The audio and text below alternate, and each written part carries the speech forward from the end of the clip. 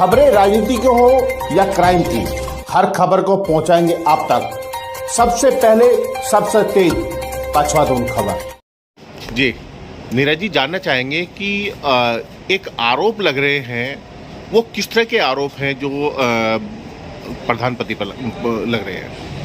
मैं बताना चाहूँगा कि ग्राम पंचायत लक्ष्मीपुर चांचक हमारी पंचायत है और उसमें प्रधान के ऊपर ये आरोप लगाया गया कि जी 110 घर आए थे प्रधानमंत्री आवास योजना के तहत और वो ग्राम प्रधान ने किसी और को दे दिए या उसमें मिलीभगत हो गई है। जी, तो मैं आपको बताना चाहूँगा कि पिछले 5 साल में 2019 से, जब से प्रधान का कार्यकाल 2019 से 24 तक का जो ये कार्यकाल है, इस कार्यकाल में अभी तक एक भी घर नहीं आया है, पोर्टल ही नहीं खुला है। जो प्रधानमंत्री आवास योजना का पोर्टल होता है वो पोर्टल ही नहीं खुला है। जब कोई पोर्टल खुला ही नहीं है, जब प्रधानमंत्री आवास योजना के घर चढ़े ही नहीं है, तो आएंगे कैसे और उसमें धांधली कैसे होगी?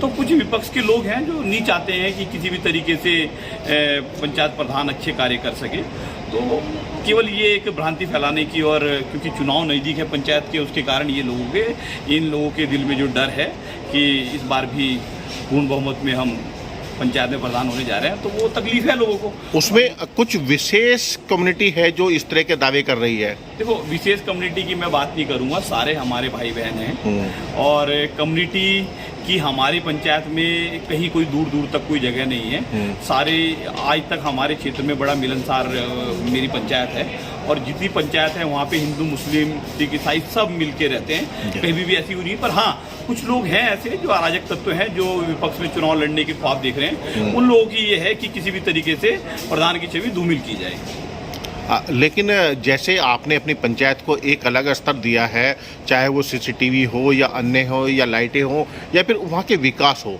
वो बढ़ चढ़ कर किए हैं, चाहे पीने के पानी की व्यवस्था हो, सब कुछ आपने कराई है। मैं आपको बताना चाहूँगा कि आज इस पछवाधुन का सबसे बड़ा स्टेडियम बनाने जा रही है पंचायत, और इतना अच्छा स्टेडियम बनाने जा रही है कि जो नशा आप लोग कह तो रहे हैं, सरकारें कह रही हैं और सब अधिकारी कह रहे हैं कि नशा मुक्त ये एरिया होना चाहिए, पर नशा मुक्त कैसे होगा उसके ऊपर कोई बात नहीं करता है। नशा मुक्त उस दिन हो जाएगा जिस दिन बच्चे ये अपने जितने भी और सारी चीज़ें छोड़ के क्रिकेट अपना खेल कूद में पार्टिसिपेट करने लगेंगे, अपने ऊपर ध्यान देने लगेंगे।